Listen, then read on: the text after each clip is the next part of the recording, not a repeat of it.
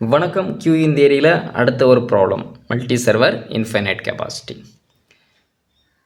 So அதில் first எப்போவுமே நான் சொல்லியிருக்கேன், ப்ராப்ளத்தை நல்லா ரீட் பண்ணுங்கள். அப்போ தான் நமக்கு தேவையான டேட்டாஸ் அதிலேருந்து ப்ராப்பராக கலெக்ட் பண்ண முடியும். Okay, a petrol pump station has 4 bumps.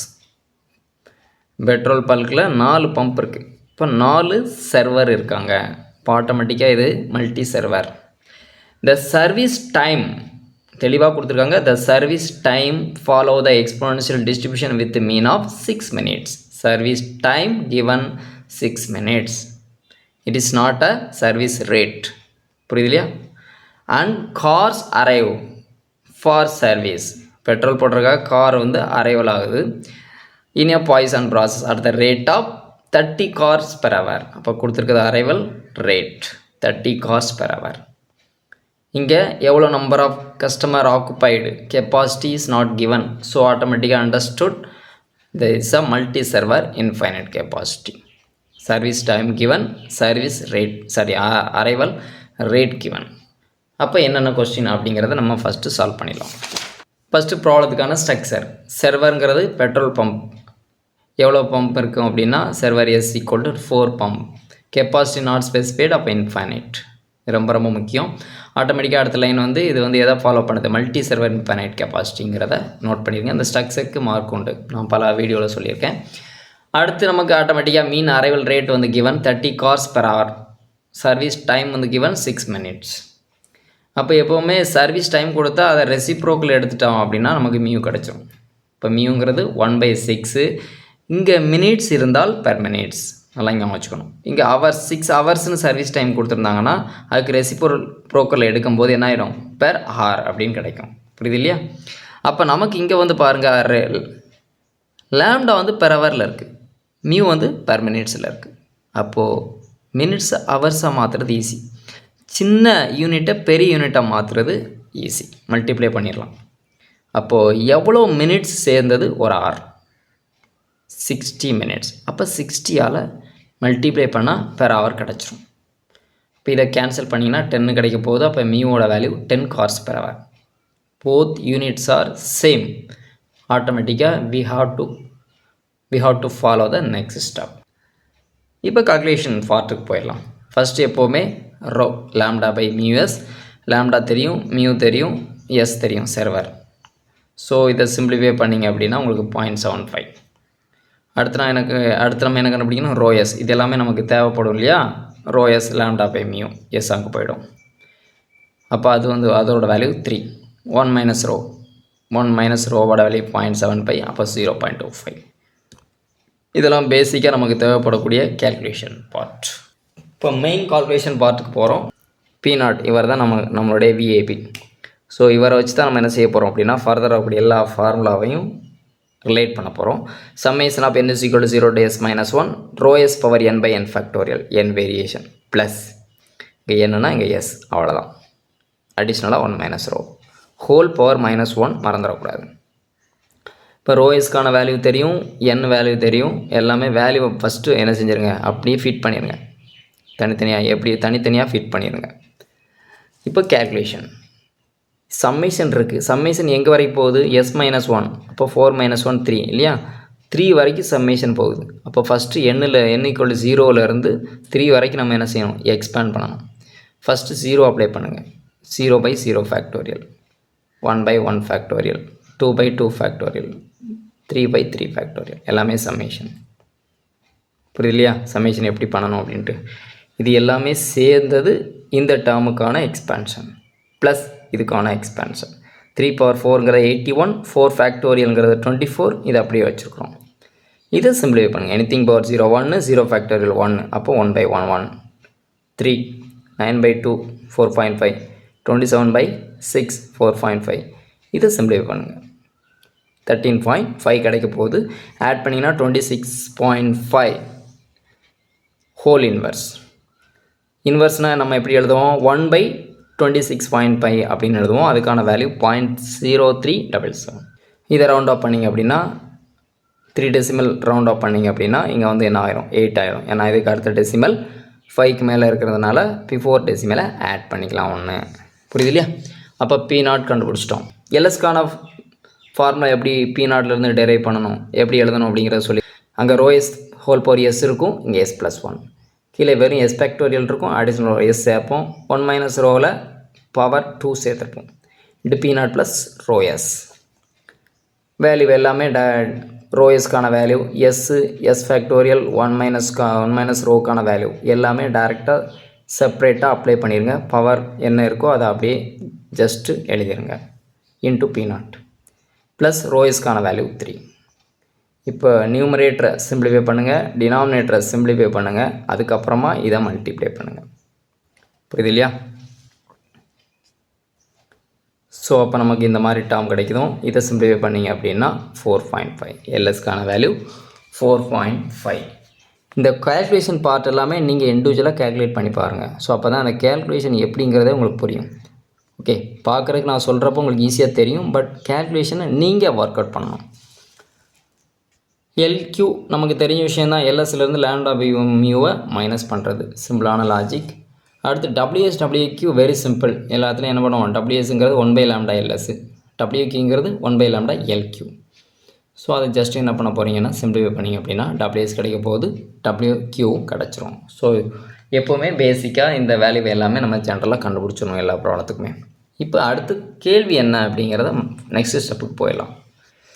First question, what is the expected number of cars? கார்ஸ்ங்கிறது customer. Expected number of customer in the petrol pump station. பெட்ரோல் பம்ப் ஸ்டேஷனுங்கிறது சிஸ்டம். அப்போது இதை எப்படி சொல்லலாம், expected number of customer in the system, that means L s. புரியுது இல்லையா? டைரெக்டாக கொடுக்க மாட்டாங்க, இந்த மாதிரி இன்டெரக்டாக கொடுப்பாங்க. நம்ம புரிஞ்சுக்கணும், அண்டர்ஸ்டாண்ட் பண்ணணும். அடுத்து வரக்கூடிய question, what is the expected number of cars means customer waiting to be pumped. அப்போது சர்வீஸ்க்காக வெயிட் பண்ணிகிட்ருக்கான், சர்வீஸ்க்கு முன்னாடி வெயிட் பண்ணிகிட்ருக்கான்னு அர்த்தம். Expect number of customer waiting to be typed, இனிமேல் தான் டைப் பண்ண போகிறான். அப்போ க்யூவில் வெயிட் பண்ணிக்கிட்டு இருப்பான், எல்கியூவோட வேல்யூ. அடுத்த question, what is the expected time? Expected டைம்னா வெயிட்டிங் டைம். டபிள்யூ கண்டுபிடிக்க போகிறீங்க, அது சிஸ்டத்துலையா க்யூலையா அப்படிங்கிறத ஃபர்தராக பார்க்கலாம். ஏ கஸ்டமர், காருங்கிறது customer. A customer has to spend for waiting and for being pumped petrol. இந்த இடத்துல இதை எப்படி புரிஞ்சுக்கணும் அப்படின்னா, a customer has to spend for waiting. for waiting spend for waitingனா க்யூவில் வெயிட் பண்ணுறான், and plus for being pumped petrol. அப்போ உங்கள் சர்வீஸில் எவ்வளோ நேரம் வெயிட் பண்ணுறான். அப்போ இந்த இடத்துல ரெண்டு வெயிட்டிங்கை கூறுது. அப்போது க்யூவில் எவ்வளோ நேரம், சர்வீஸில் எவ்வளோ நேரம். க்யூ ப்ளஸ் சர்வீஸுங்கிறது சிஸ்டம். அப்போது வெயிட்டிங் டைம் இந்த சிஸ்டம் தான் இங்கே கொஸ்டின். புரியலையா? ரெண்டாக பிரித்து கொடுத்துருக்காங்க. அடுத்த question, what is expected time? அப்போது waiting time a customer has to spend before being typed. Type பண்ணுறதுக்கு முன்னாடி, பிஃபோருங்கிற வார்த்தை வந்துச்சு, அந்த டைப்பு சர்வீஸுக்கு முன்னாடி வெயிட் பண்ணுறது க்யூவில். அப்போ க்யூக்கான WQக்கான வேல்யூ இங்கே பிஃபோர் சர்வீஸுங்கிறது அது கஸ்டமர் வெயிட்டிங் தான் க்யூவை குறிக்குது. அதாங்க தெளிவாங்க சொல்லியிருக்காங்க. What is the probability that an arrival has to wait? ஒரு அரைவல் வந்து வெயிட் பண்ணுறாங்க. அரைவல் வெயிட் பண்ணுறாங்கனாலே அங்கே என்ன தான் குறிக்குது, அங்கே இதைத்தான் அங்கே நோட் பண்ணுங்க அப்படின்னா சிஸ்டம் பிஸியாக இருக்குதுன்னு அர்த்தம். புரியுது இல்லையா? அதை எப்படி கேட்கலாம் அப்படின்னா, what is the probability that the server, எஸ்ங்கிற server are more customer in the system. S are more customer இந்த சிஸ்டம் அப்படின்னா சர்வரை விட கஸ்டமர் அதிகமாக இருக்காங்க. அதுக்கான ப்ராபபிலிட்டி என்ன? சர்வரை விட கஸ்டமர் அதிகமாக இருந்தால் கஸ்டமர் வெயிட் பண்ணி ஆகணும். அப்போது சிஸ்டம் பிஸின்னு அர்த்தம். அதை சிஸ்டம் பிஸிங்கிறத இப்படி ஒரு வித்தியாசமாக சொல்கிறாங்க. அப்போது ஃபார்முலா மல்டி சர்வருக்கு n ≥ s, rho s whole power s by s factorial 1 minus rho into P0. இந்த டேர்ம் ஃபுல்லாக எல்எஸில் இருக்கும், நீங்கள் பார்த்தீங்கன்னா தெரியும். இந்த டேர்ம் ஃபுல்லாக P0ல் ஒரு பார்ட்டாக இருக்கும். புரியுது இல்லையா? P0ல் இருந்து தான் இதை நமக்கு கொண்டு வந்திருக்கோம். இன்ட்டு P0 அடிஷ்னலாக சேர்க்குறோம். சிம்பிளிஃபை பண்ணிங்க அப்படின்னா உங்களுக்கு என்ன கிடைக்க போகுது, 0.513. இதுதான் வந்து சர்வர் பிஸியாக இருக்கிறதுக்கான ப்ராபர்ட்டி. பர்சன்டேஜ் எவ்வளோ சொல்லுவீங்க? 51.3. 100ஆல் மல்டிப்ளை பண்ணணும். ஓகே, இப்போ 51.3% வந்து சிஸ்டம் பிஸியாக இருக்கான பாசிபிலிட்டி 50%, 51% ஆஃப் டைம் வந்து சிஸ்டம் பிஸியாக தான் இருக்கும். அடுத்து வழக்கம் போல் உள்ள கொஸ்டின் தான். What is the probability that a pump will be busy? ஏ பம்புங்கிறது server, a server will be busy அப்படின்னு அர்த்தம். அப்போ சிங்கிள் சர்வர் பிஸிக்கு நான் ஆல்ரெடி சொல்லியாச்சு ரோவோட வேல்யூ. கேல்குலேட் பண்ண ரோவோட வேல்யூவை அப்படியே எடுத்து எழுதிடலாம். For what percentage of time would a pump ideal? ஒரு பம்ப் ஐடியலாக இருக்கிறதுக்கு பர்சன்டேஜ். அப்போ ஒரு பம்ப் பிஸியாக இருக்கிறதுக்கான வேல்யூவை 1லேருந்து மைனஸ் பண்ணிட்டோம் அப்படின்னா நமக்கு தேவையான ஐடியல் டைம் கிடச்சிரும். அதிலிருந்து பர்சன்டேஜ் கண்டுபிடிச்சிடலாம். அதுதாங்க கொடுத்துருப்பாங்க. பர்சன்டேஜ் ஆஃப் ஏ பம்ப் ஐடியலுங்கிறது ஏ சர்வர் ஐடியலுக்கு சமம். அப்போ ஆட்டோமேட்டிக்காக இதை நான் ஆல்ரெடி லாஸ்ட் வீடியோவில் சொல்லியிருக்கேன். A server ideal, a server busy, இது ரெண்டுக்கான ப்ராபபிலிட்டி இஸ் ஈக்குவல் டு 1. இதில் எது தெரியுமோ அதை ரைட் சைடு கொண்டு போயிருங்க, தெரியாத வேல்யூ கிடச்சிரும். இப்போ பிஸி வேல்யூ தெரியும், அதை ரைட் சைடு கொண்டு போயிருங்க. அப்போ 1 minus PC equal to ideal. அப்போ ஐடியலுக்கான வேல்யூ 1 மைனஸ் பிசிக்கான வேல்யூ 0.75 மைனஸ் பண்ணிங்க அப்படின்னா 0.25 தான் சர்வர் ஐடியலுக்கான ப்ராபபிலிட்டி. பர்சன்டேஜ் அப்படிங்கிறது 100ஆல் மல்டிப்ளை பண்ணால் 25% ஆஃப் டைம் வந்து கண்டிப்பாக சர்வர் ஐடியலாக இருக்கும் ஷியராக. அடுத்த கொஸ்டின் என்ன கேட்டிருக்காங்க, என்ன கன்ஃபியூஸ் பண்ணியிருக்காங்க அப்படின்னு பார்க்கலாம். What is the expected number of customer? அப்போ எல் கண்டுபிடிக்க போகிறோம். அது சிஸ்டமா இல்லை கியூவா இல்லை வேறு என்ன கன்ஃபியூஷன் அப்படின்னு பார்க்கலாம். Expected number of customer who have actually wait. இந்த வார்த்தை தான் அப்பப்போ நம்மளை கன்ஃபியூஸ் பண்ணுறது. சிம்பிளாக எக்ஸ்பெக்டட் நம்பர் ஆஃப் கஸ்டமர் இந்த சிஸ்டம் அல்லது இந்த கியூ அப்படின்னு கொடுத்துட்டா நம்ம என்ன பண்ணிடுவோம், எல்எஸ்ஸை எல்கியூவை கண்டுபிடிச்சிடுவோம். ஆனால் இங்கே என்ன கேட்டிருக்காங்க அப்படின்னா who have actually wait. இப்போ நம்ம வரும்போது சம் பீப்புள் வெயிட் பண்ணிக்கிட்டு இருக்காங்க அப்படின்னா அந்த டைமில் மட்டும் என்ன செய்யணும், ஆவரேஜ் நம்பர் ஆஃப் கஸ்டமர் கண்டுபிடிக்கணும். சப்போஸ் நம்ம வரும்போது அங்கே க்யூவில் கஸ்டமரே இல்லை, எம்டியாக இருக்குன்னா அந்த ஆவரேஜை நம்ம என்ன செய்யக்கூடாது, கேல்குலேட் பண்ணக்கூடாது. புரியுது இல்லையா? அப்போ ஒரு கஸ்டமர் வரும்போது சிஸ்டம் பிஸியாக இருந்தால் மட்டுமே ஆவரேஜ் நம்பர் ஆஃப் கஸ்டமரை கேல்குலேட் பண்ணணும். அப்படி கேல்குலேட் பண்ணுறது தான் நான் எம்டி கியூ அப்படின்னு நம்ம சொல்லுவோம். புரியுது இல்லையா? அதாவது கியூ இருக்கணும். கியூ இருக்கும்போது மட்டுமே என்ன செய்யணும், அந்த கால்குலேஷன் வேல்யூவை எடுத்து ஆவரேஜ் பண்ணணும். அதுக்கான ஆவரேஜ் கண்டுபிடிக்கிறதுக்கு ரோ பை 1 மைனஸ் ரோ. புரியுது இல்லையா?